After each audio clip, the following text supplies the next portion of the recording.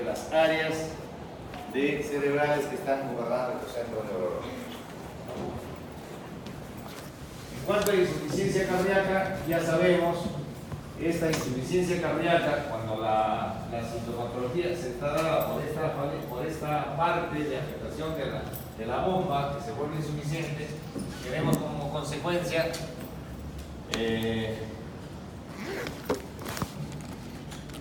problemas de lo que se quiere cuando es necesario mayor actividad de la bomba cardíaca, inmediatamente trata de aumentar la frecuencia, ¿cierto? Y es ostensible los procesos de taquicardia. Igualmente hay problemas de respirar, ¿cierto? Por ahí hay acúmulos del manejo tanto de la bomba pulmonar como la bomba sistémica, y podemos tener esta dificultad en el mismo momento. Y el otro es el acúmulo de líquidos.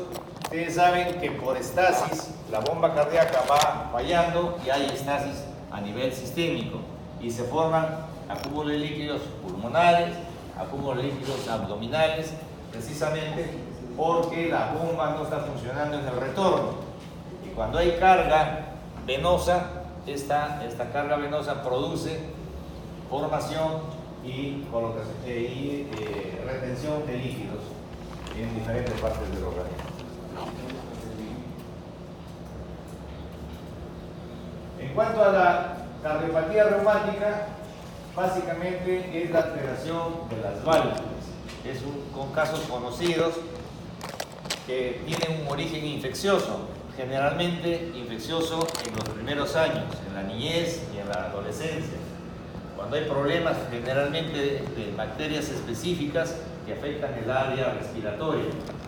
El sistema defensivo provoca formación de anticuerpos. Estos anticuerpos comienzan a actuar en tejidos similares y precisamente son el tejido valvular que es el que se va a afectar.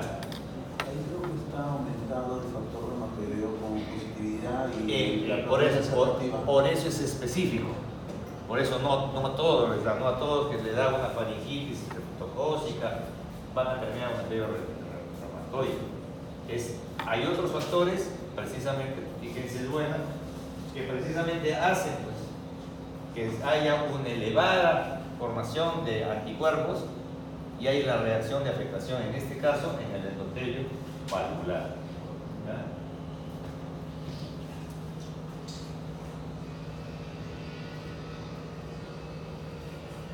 Bueno, en cuanto a las sintomatologías de la asperte congénita, la cardiopatía congénita está dada por las malformaciones que tienen que ver y producen las famosas cardiopatías y insuficiencias cianóticas y acianóticas, dependiendo de la misma alteración anatómica, relacionada muchas veces, por ejemplo, con el síndrome de Down, por ejemplo, las trisomías, etc.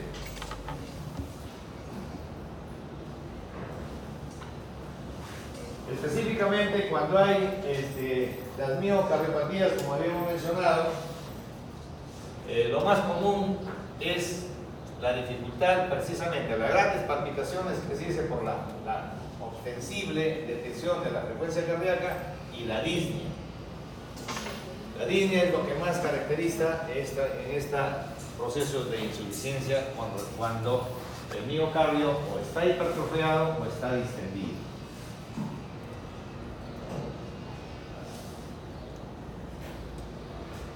Sin embargo, también hay otro tipo de afectaciones del sistema cardiovascular, y es cuando a nivel sistémico y sobre todo en el circuito venoso hay dificultad en el retorno. Esto tiende a formar, se desencadena el ciclo de coagulación por la estasis y se forman trombos. Estos trombos pueden causar inmediatamente, como consecuencia lógica, un desprendimiento y afectar las diferentes partes del mismo sistema circulatorio. Entonces, tenemos también los casos de las famosas embolias pulmonares a partir de las trombosis de las venas profundas. Las venas profundas son las que, acuérdense que el sistema venoso es el que tiene el mayor torrente, y si ese torrente se aquieta, inmediatamente cabe la posibilidad de formar los trombos. Y si esos trombos se disparan, lo que va antes de producir un trombo, antes de producir un proceso cerebral o un proceso coronario, el gran problema que va a causar es a nivel pulmonar. El infarto pulmonar o la embolia pulmonar o la afectación de toda la estructura pulmonar es mucho más mortal que el caso de un trombo intracerebral o un trombo coronario. Porque la afectación, ojo con este concepto, la afectación pulmonar es capital. El infarto pulmonar nos mata, muchas veces con mayor frecuencia que los demás tipos de infarto. Aquí un poquito para recordar cuál es la... ¿Se ve o no se ve? No.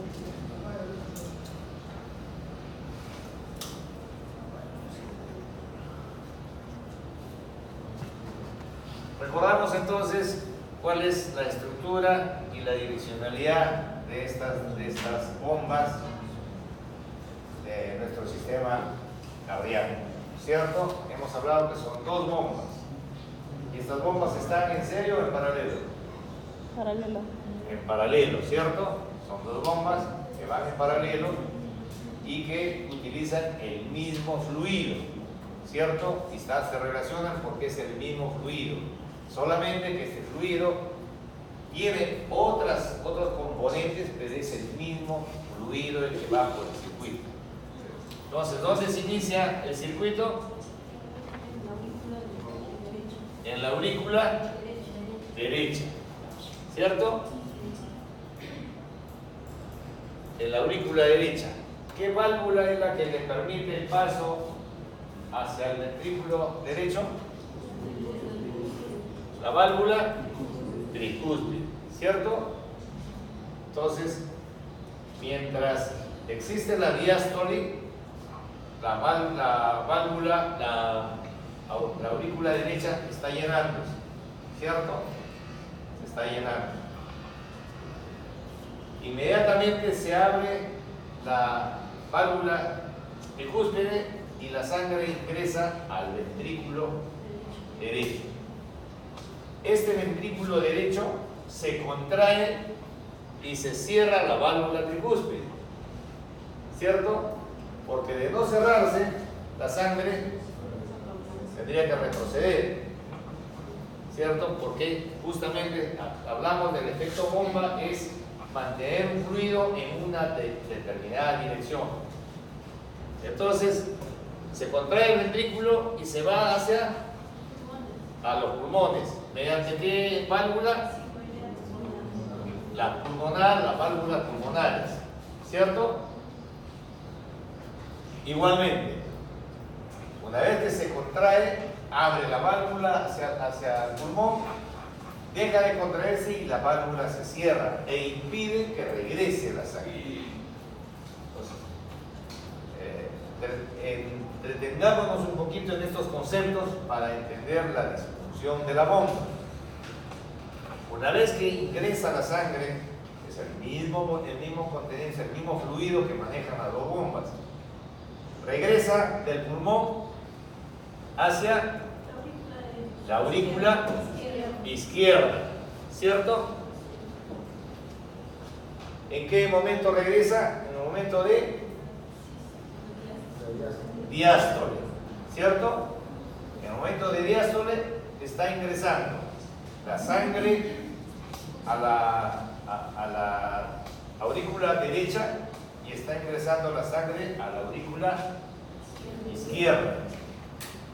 Uno viene del sistema venoso, de la cava, y el otro viene de la pulmonar.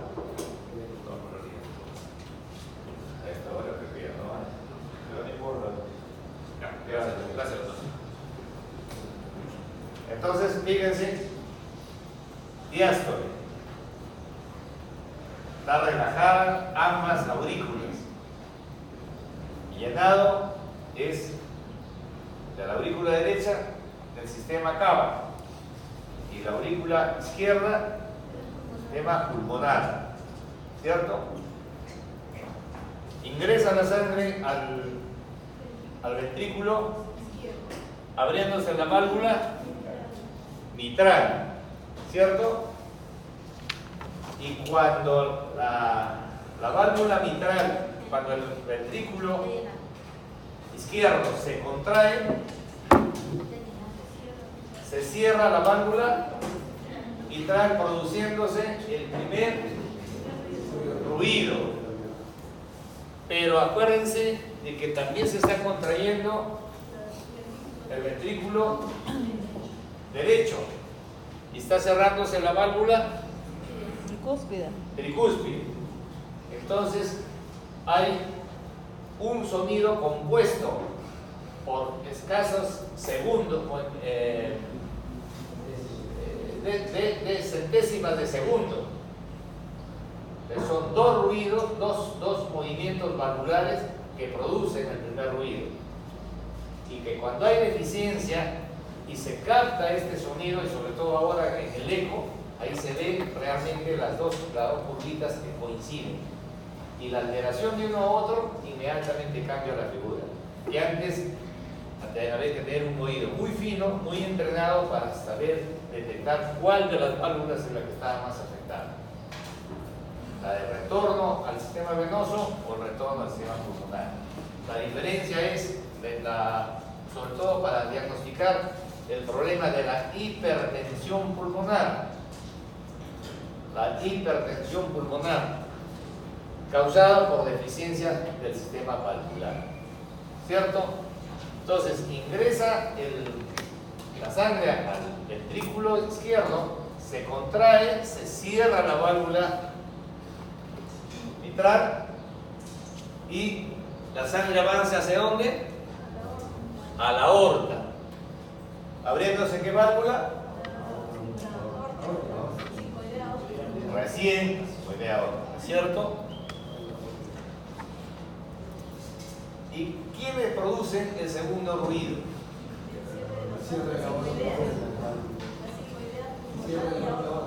Y la aórtica, ¿cierto? Cuando se cierra, pues se hace ¡pum! Y el otro es la onomatopeya, ¿cómo es? ¡Pum! ¡Tac! Ustedes se recuerdan, ahí está ¡pum! ¡Tac! Ustedes no dice ¡pum! ¡Pum! ¡Pum! ¡Pum! No dice, ¿cierto? Un sonido es seco, direccionado, y el otro es estático y más profundo, más denso. El otro es ¡pum! ¡Pum! Entonces, nos acostumbramos a los ruidos y con eso clínicamente podemos detectar dónde está la alteración patológica, qué parte de la bomba está alterada. Inclusive, cuando problemas de hipertrofia, hipertrofia ventricular, aumenta la claridad del primer ruido, aumenta el tono, la potencia del primer ruido, porque como es tan fuerte, siempre y cuando las válvulas estén indemnes, ¿cierto? Y uno de los primeros síntomas de detección cardiovascular, de afectación valvular, sobre todo de la mitral, es cuando el músculo ventricular está hipertrofiado y se produce un soplo ¿cómo se llama? Los cardiólogos lo llaman el soplo de segundo nivel. El soplo de primer nivel es cuando la válvula está alterada. Ya me adelanté al soplo, ¿no? La fuerza de la pared ventricular puede vencer la coaptación de las válvulas, porque es tan fuerte que la válvula vibra, y al vibrar se produce un retroceso de la sangre, ¿cierto? Cuando viene la sangre que debe cerrarse, coaptar la válvula, pero es tan fuerte que la válvula vibra y deja pasar un poquito de sangre. Ese pase ya se detecta como un frote, ¿cierto? Y el pasaje brusco y abierto es el famoso soplo. ¿Por qué soplo? Porque se escucha como un soplo, ¿cierto? Ya no dice pum, sino, ¿cierto? Entonces, ahí nomás estamos ya diagnosticando clínicamente qué válvula alterar y qué lo podría haber alterado. Entonces, tenemos que darnos el trabajito de volver a mirar cuál es el circuito de la bomba cardíaca, de las bombas cardíacas, ¿cierto? ¿Cómo va? ¿Qué válvula es la que tiene que cerrarse cuando se contrae el ventrículo derecho? ¿Cuál es la válvula que se cierra con el ventrículo izquierdo? ¿Quién produce el primer ruido? ¿Quién produce el segundo ruido? Esas son preguntas típicas de examen. ¿Por qué? Porque garantizan que ustedes tienen que tener el conocimiento. El que conteste, que lo conoce, ¿no es cierto? Ha visto y se metió ahí en un catete y se pasó por todos los sitios y vio cómo se cerraban las válvulas. A propósito que hay videos también. Sí, no. Muy bien, entonces el circuito de la bomba cardíaca. Con este recuerdo vamos a mirar un poquito más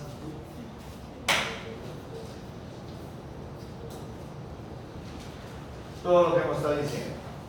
Entonces, el lado derecho del corazón consta, como ya sabemos, esto es un poquito repetitivo, pero es bueno para poder interiorizarlo. Aurícula derecha y ventrículo derecho. ¿Bien? Dice, recolecta y bombea sangre a los pulmones a través de las arterias pulmonares. ¿Quién recolecta la sangre? Las arterias. La aurícula derecha. ¿Quién lo bombea? El ventrículo, ¿cierto? Para aquí el comentario, ¿qué cosas hacen los pulmones? Lógicamente hacen el recambio. Hay un comentario que el dióxido de carbono se desecha ¿por dónde? Por la respiración, dice.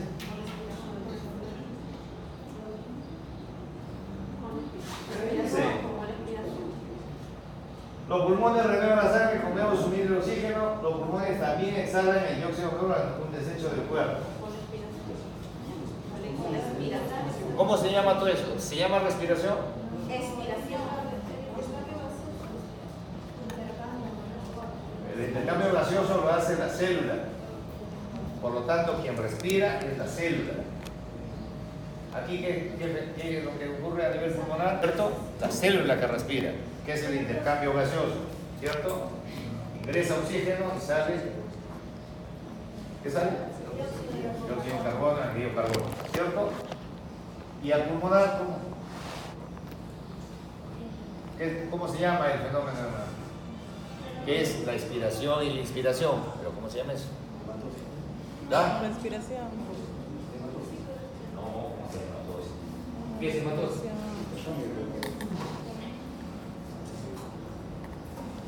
La respiración. ¿Qué? La respiración. No, pues, la respiración estamos hablando, la respiración es a nivel tisular, la célula que respira. El fenómeno ventilatorio, el corazón ventila mediante dos movimientos, el de inspiración y el de expiración, está ventilando. Frente a eso, se permite que el oxígeno ingrese al torrente sanguíneo, no ingresa a la célula, ¿cierto? Y el anhídrido se vaya al medio, ¿cierto? Entonces, eso es un detalle. Tengo que conocer. Pregunta de examen. Muy bien, ahí dice, la sangre rica en oxígeno entra al lado izquierdo, dice, y lógicamente el lado izquierdo mediante el ventrículo lo va a bombear a través de la aorta al resto del cuerpo. Entonces, igualmente que arriba en el lado derecho, ocurre en el lado izquierdo. ¿Quién alimenta al lado izquierdo? Me digo alimento, me refiero al fluido, pues, ¿no? De la bomba. ¿Quién alimenta la bomba? Las venas pulmonares, ¿cierto? ¿Y quién expulsa? No, ¿y a dónde llegan las venas pulmonares? A la aurícula izquierda. ¿Y quién expulsa? Lógicamente el aurícula izquierda. Entonces, entendemos la función, vamos a entender la patología, la disfunción.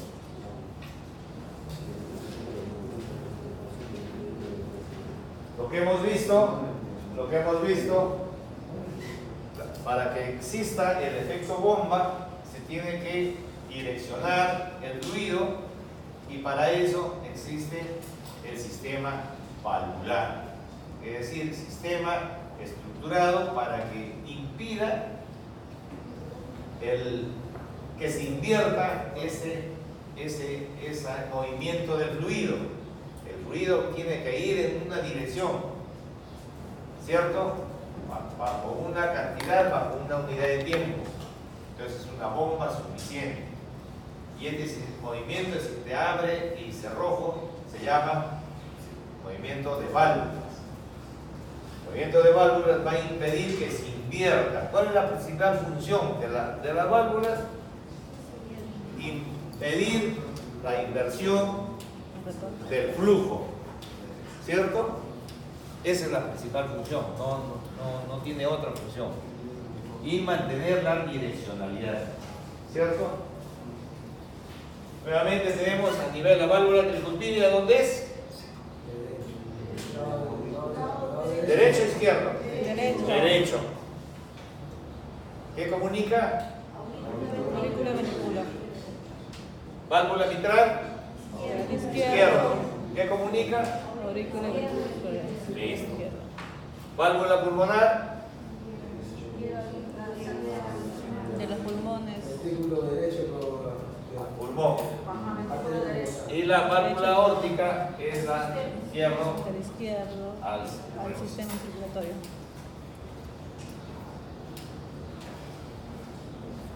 Ya le estoy dando todo el examen prácticamente.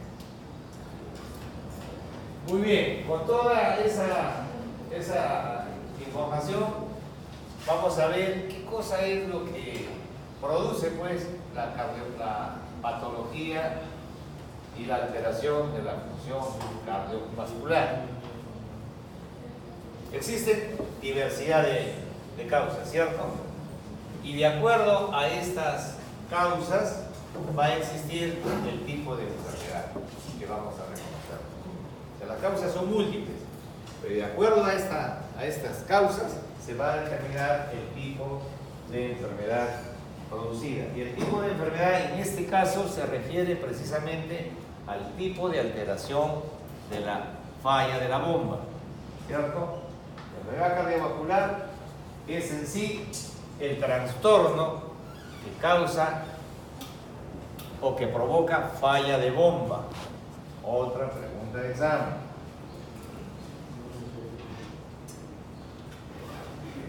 Muy bien. Una de las causas es precisamente, habíamos dicho, las alteraciones de la presión arterial, por la vasoconstricción sostenida, pero también básicamente porque la luz no solamente se reduce por vasoconstricción, sino también por la formación de acúmulos dentro de la luz, que son los llamados placas ateromatosas, ¿cierto? Que por falla del metabolismo graso comienzan a permanecer circulantes en el torrente sanguíneo y lógicamente tienen la particularidad de adosarse al epitelio, al endotelio, provocándose las placas aterosclerosas. Hay un poquito de recuerdo de cómo se van formando, cómo van disminuyendo la luz, ¿cierto? Y por más que se dilate la arteria, no va a mantenerse el lumen. Y aún más, si ésta se contrae, se va a reducir sensiblemente.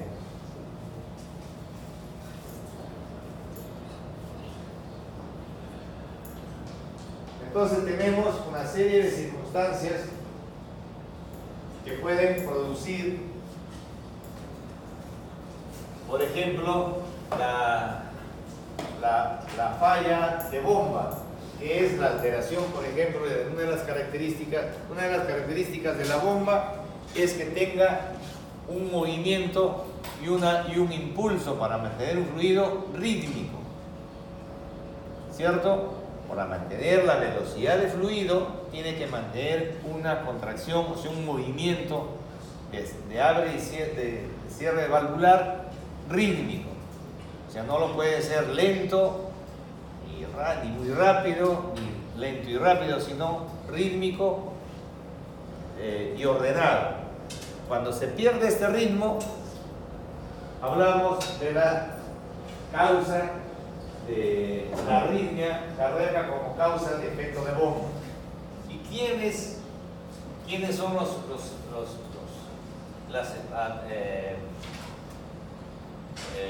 elementos que pueden causar, por ejemplo, efectos cardíacos del nacimiento, enfermedad coronaria, la presión alta, todo lo que afecta al ritmo, una enfermedad sistémica que es la diabetes, el consumo de nicotina, que ahora ya no se habla de consumo de nicotina como tabaquismo, sino específicamente el consumo de nicotina, porque usted sabe que el tabaquismo involucra pues un consumo de casi 99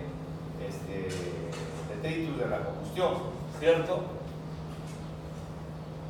También el uso del alcohol, específicamente la cafeína en exceso, produce alteraciones del ritmo.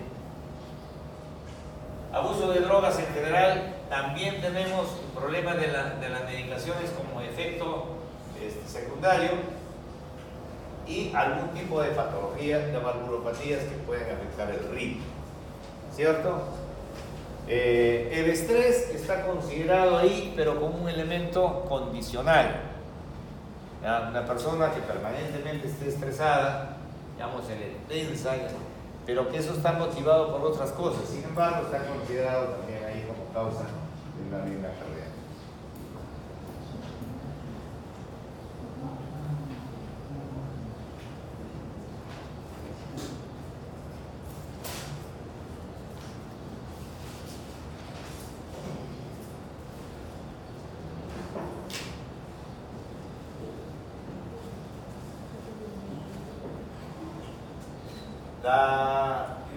La bomba cardíaca como parte de del funcionamiento de nuestra economía humana tiene un rango, ¿cierto? Este rango es el que nos permite y lo reconocemos como un estado normal o un estado sano, ¿cierto? Que tiene una performance. En ambos se puede producir y es capaz de soportar las diferentes variabilidades de la necesidad de bomba, ¿cierto? Que se comporta diferente lógicamente cuando ya esa bomba en sí o toda su estructura tiene alguna alteración, ¿cierto? Entonces hay un poquito para reflexionar sobre esta condición.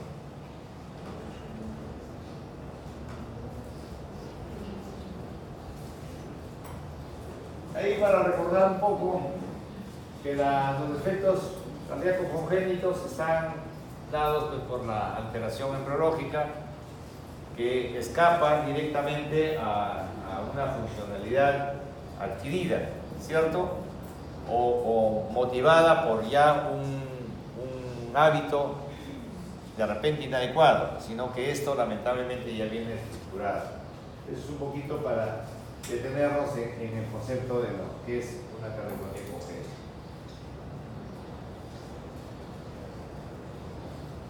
Aquí, para diferenciar un poquito en cuanto a lo que es la cardiomiopatía, lo que habíamos mencionado. Una cardiopatía es cuando hay una distensibilidad o cambios de la estructura de la pared en sí. La pared se debilita, se distiende. La pared se engruesa, se hipertrofia, también causa lógicamente alteración como bomba. O la cardiopatía no crece ni se adelgaza, pero se pone tensa, se pone dura, pierde la elasticidad. ¿Cierto? Entonces, tenemos tres aspectos. La cardiomiopatía por dilatación, o sea, la debilidad de la pared, una hipertrofia y también cuando se pone muy dura la consistencia de la misma pared.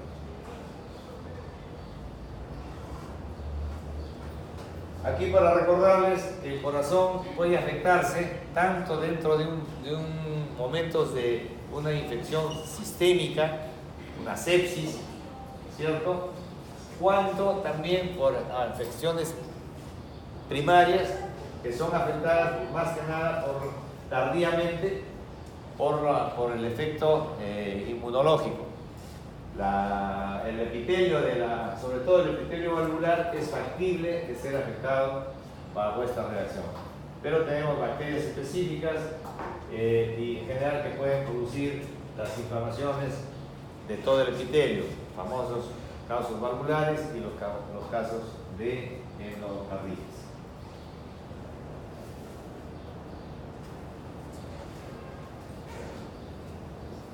Específicamente ya dentro de lo que es la afectación de las válvulas, tenemos como causa la enfermedad reconocida como enfermedad reumática, la endocarditis infecciosa que se puede dar en cualquier momento de la vida, sobre todo eso ya es una enfermedad de oportunidad y sobre todo una enfermedad de los que se exponen a una presencia infecciosa.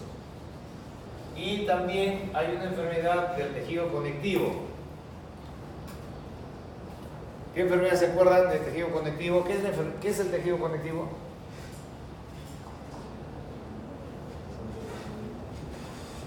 En todo nuestro organismo tenemos tejido conectivo. El famoso estroma es el tejido de sostén, ¿cierto? El músculo tiene su propio estroma, ¿cierto? El hueso tiene su propio estroma. Todos se denominan tejido conectivo. Y hay una enfermedad típica del tejido conectivo que es la alteración del sostén, que es la amiloidosis, ¿cierto? Que tiene que ver también con el problema cardíaco. Bien. Si reconocemos que estas patologías se van instalando en nuestro organismo, de acuerdo a cómo nos comportamos, por eso partir del medio ambiente, de la situación de relación, de función de nuestros órganos, tenemos entonces que llegar a una situación de que existen en poblaciones en general condicionamientos como para que producen o provocan o que favorecen la instalación de la patología cardiovascular. Entonces, hablamos de los factores de riesgo.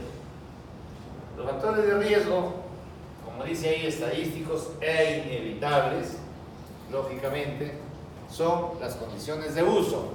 A más uso, mayor riesgo, ¿cierto? ¿Y cómo es que un corazón, podemos decir, está más usado?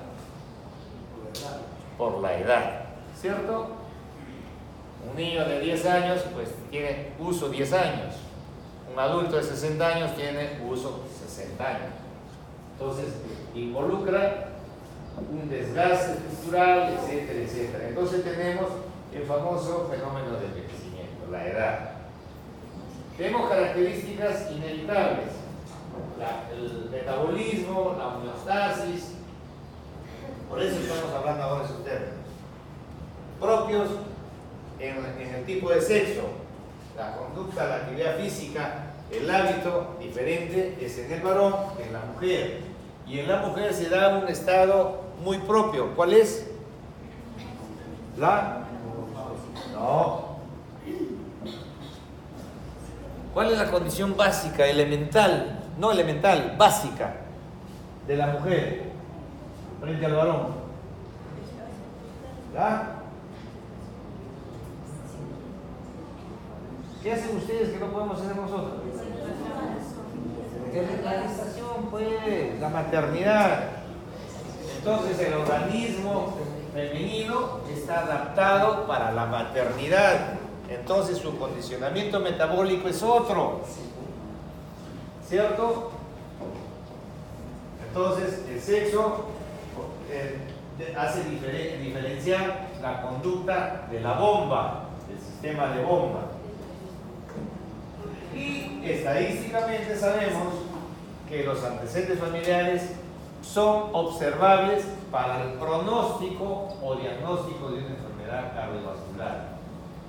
Esto tiene componente hereditario, componente de carga familiar. El que en la familia se mueren a partir de los 55 años porque les da infarto cardíaco. Entonces el antecedente familiar juega. ¿Cierto? Son por eso estadísticos e inevitables. ¿Cierto? Edad, sexo y antecedentes familiares. ¿Cierto? Estadísticamente. En esa familia siempre se mueren antes de los 70 años. Y les da cualquier alteración, que se les dio infarto cerebral, le dio infarto pulmonar, le tiene coronariopatía, etc. ¿Cierto? Entonces, todo eso nos conmueve a mirar estos factores de riesgo que promueven la patología cardiovascular.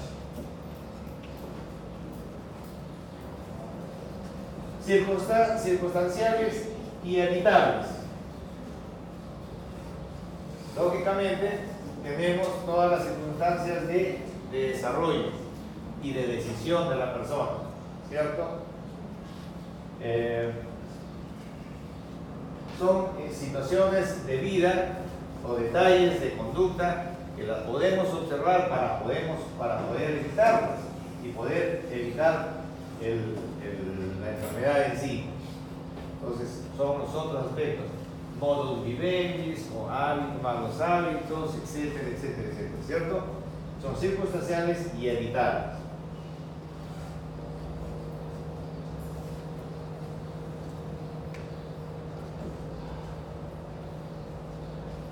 Ahí tenemos, por ejemplo, todos los elementos de los que estamos hablando.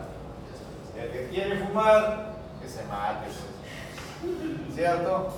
Ojo que ya la ley ahora protege al que no quiere fumar, ¿cierto? Está prohibido fumar en ambientes comunes, prohibido, ¿ya? Entonces, fíjense que se mate solo, porque sabemos que no solamente es nicotina, sino todos los elementos de la combustión, y nuestro organismo no está adaptado, no tiene sistemas para manejar elementos de la combustión, ¿cierto? Tenemos que ingresar oxígeno. ¿Y qué cosa ingresamos? Humo, ¿cierto? Smog. Tenemos que tener en cuenta medicamentos en quimioterapia, radioterapia. Entonces son elementos manejables, ¿cierto? Manejables. La famosa mala alimentación. Dice, si esa alimentación no puede ser mala, sino, el término no es mala, sino no puede ser buena tampoco. Esto no se trata de que sea malo ni bueno, sino es adecuado. Tiene que ser balanceado. Entonces, ¿es inadecuado o es adecuado? ¿Ya? O sea que no es ni malo ni bueno, pero el término, ¿ya? El argot dice mala alimentación. Problemas de... ¿Por qué vienes esto? ¿Te interesa? Pues no importa. No, todavía nos falta bastante, así que está bien. Lo que hablamos, elementos que condicionan alteraciones cardiovasculares, alteración arterial. Los famosos alteraciones del metabolismo graso, ¿cierto? Que provoca diferentes y alteradas concentraciones del producto del metabolismo, que es el colesterol, ¿cierto? Sabemos la fracción del colesterol, el famoso también colesterol bueno, colesterol malo, ¿cierto? Aquí no hay ni malo ni bueno, sino que el acúmulo de una de las fracciones del colesterol es pretendidamente el causante de la aterosclerosis. Entonces hablamos del colesterol más alto, una enfermedad que lamentablemente es muy antigua y antes mataba muchísima gente, ahora se sobrevive, y ahí voy a hacer un comentario para que se quede en el desarrollo de ustedes. La diabetes. ¿Qué cosa es la diabetes?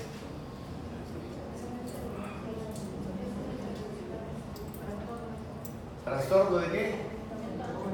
Del metabolismo glúcido, ¿cierto? De los hidratos, ¿cierto? Nuestro sistema que está adaptado para captar, tiene todo un aparatajo para permitir que precisamente la forma energética ingrese, el consumo para el metabolismo, ingrese a la célula, que es la estructuración de la glucosa. Entonces tiene que haber permanentemente un nivel de glucosa circulante, un nivel, un estado, una concentración de glucosa circulante, para que las células tengan, pues no cojan de ahí y siga su metabolismo. Y para eso no hay un sistema para que eso se mantenga.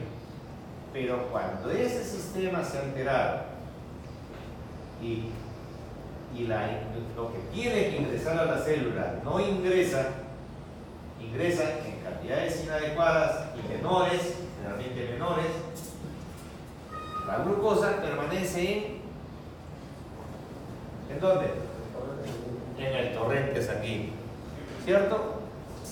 Y estados mayores del rango de glucosa en el torrente sanguíneo van a causar deterioro de todo el sistema de riego. Y todo el sistema de riego con estados hiperglúcidos se va a alterar definitivamente. Entonces, el comentario que iba a hacer ahí era y es una condición de inadecuación de nuestro sistema al medio ambiente. Eso es el estudio último de lo que es la diabetes. Finalmente, es una falla de nuestro sistema adaptativo, que hemos logrado mejorarlo, pero no lo estamos superando. El comentario va a ser lo siguiente: hasta el año 30 no existía la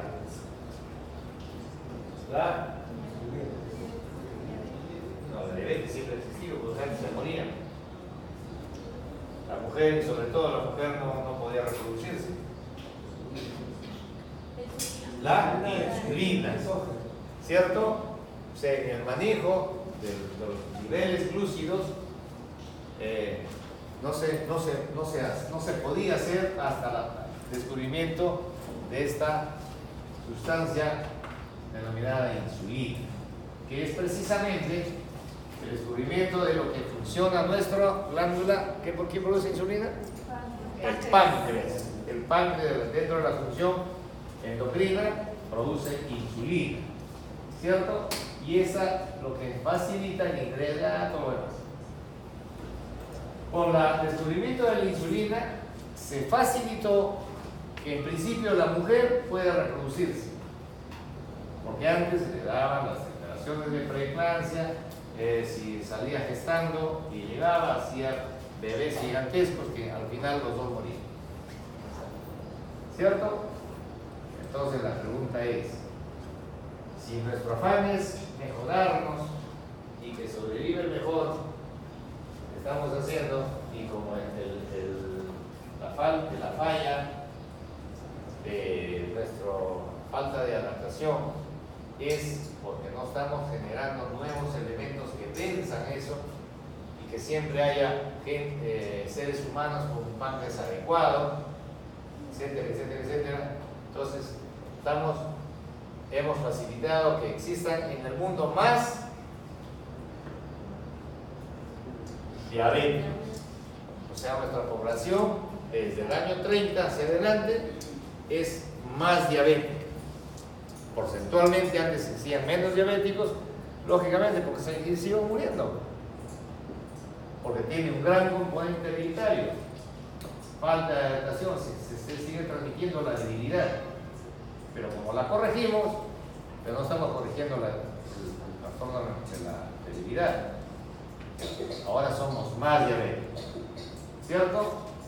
Entonces ahí hay un detalle para pensarlo, hasta qué punto como seres vivos es mejor la enfermedad o el remedio. Muy bien, comentario de la diabetes. Otro factor es la obesidad. La obesidad sabemos que sí es una patología, no es una condición que es gordito o no es gordito. Es un grado alterado de la obesidad, es el acúmulo exagerado de tejido graso que promueve una serie de alteraciones de todo el metabolismo. Por ahí está detectado que el sedentario tiene mayor posibilidad de tener una enfermedad cardiovascular. Está por ahí, lógicamente, nuevamente el famoso estrés y la situación de higiene en general. Aquí diría que tiene que ver la higiene para una enfermedad cardiovascular.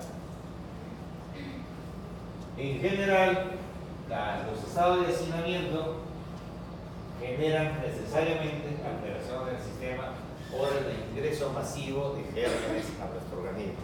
Mientras más gérmenes haya y el sistema defensivo aparentemente actúe, siempre va a finalizarmente afectarse la bomba en su estructura endotelial. Muy bien. Solamente para recalcar el concepto de que si bien existen efectos de factores de riesgo que no lo podemos evitar, hay este concepto de factores de riesgo intermedios, ¿cierto? Que son precisamente todos los que sí podemos evitarlos y los cuales tenemos que tratar de educarnos y reeducarnos y están dentro de lo que es concepto de salud social, ¿cierto? Dado que esta enfermedad, esta patología es la causa de muerte de muchísima cantidad de personas y que mediante cultura educacional podemos realmente superar los ciertos porcentajes. Muy bien, seguimos.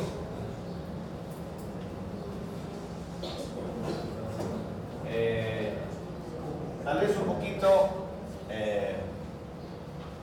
recalcando los conceptos, la misma enfermedad cardiovascular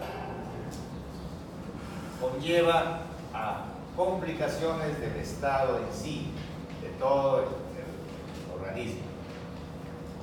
Y la enfermedad cardiovascular de cualquier tipo, una de las principales complicaciones, y es la que lleva generalmente a una muerte cercana, es la insuficiencia cardíaca, es decir, cuando la bomba falla, con diferentes niveles de afectación.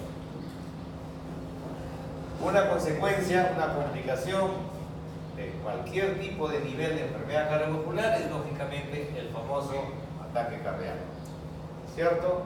Cuando cuando se ha motivado por una obstrucción de su circulación, básicamente. El accidente cerebrovascular es otra complicación que muchas veces gente que no tiene mayor acuosidad o que aparentemente no tiene mayor sintomatología y repentinamente sufre un ictus porque la presión le rompe un vaso, porque la aterosclerosis disparó un coágulo, etcétera, etcétera. Entonces tenemos el accidente cerebrovascular.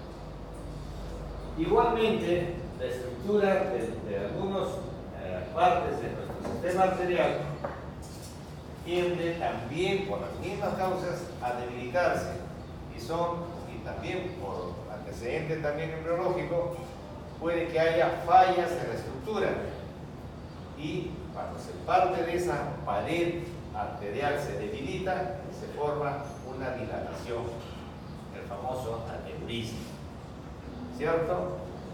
El aneurisma que se puede presentar en cualquier parte, pero los más graves son el aneurisma cerebral y el aneurisma de la aorta. Eso siempre es cristal, se rompe eso y la muerte viene en 30 segundos. Si se rompe, estamos hablando de la aorta, ¿cierto? Y hay un aneurisma. Si se rompe ese aneurisma, ¿por qué la muerte es inmediata?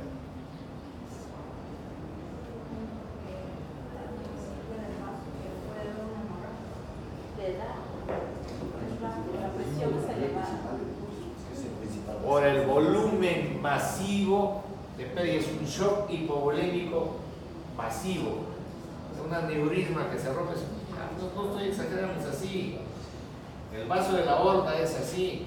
En personas delgadas uno palpa ahí y va a pasar así un bordón ahí y la aorta. También cuando la palpación en un aneurisma, por ejemplo, abdominal aórtico, hace que solo con la palpación se eleve la presión. La presión puede romperlo. Entonces se rompe y se pierde. Pero voy al efecto de compresión, de bomba. Si se pierde masivamente, ¿qué sucede con la bomba? No trabaja bien, no puede.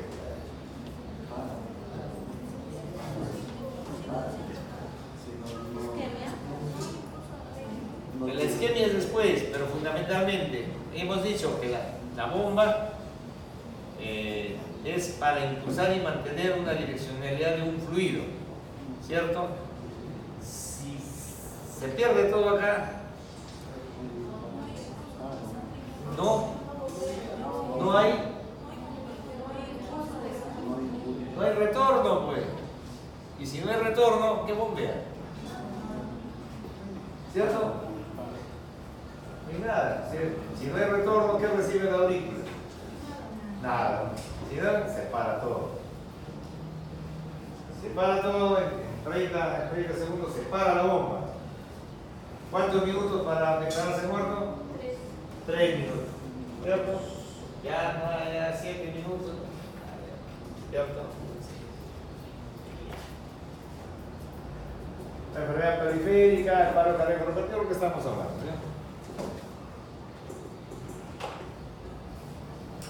Y aquí un poquito, ya para decirles, pues, cuando estén malitos de su corazón, ¿qué van a hacer? Ya, es un poquito direccionalidad también.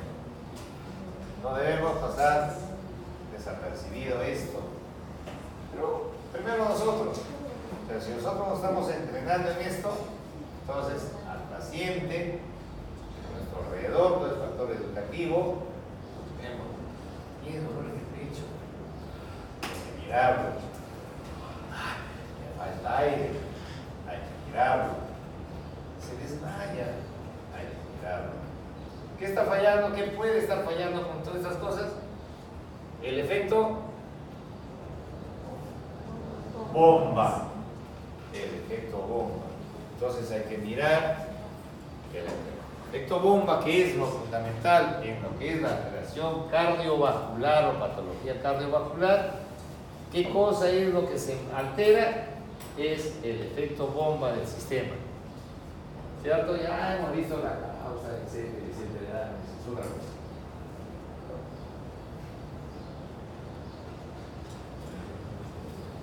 Muy bien, hemos hecho una revisión rápida de todo esto con el fin de motivarlos y que puedan, eso de arriba, seguir investigando.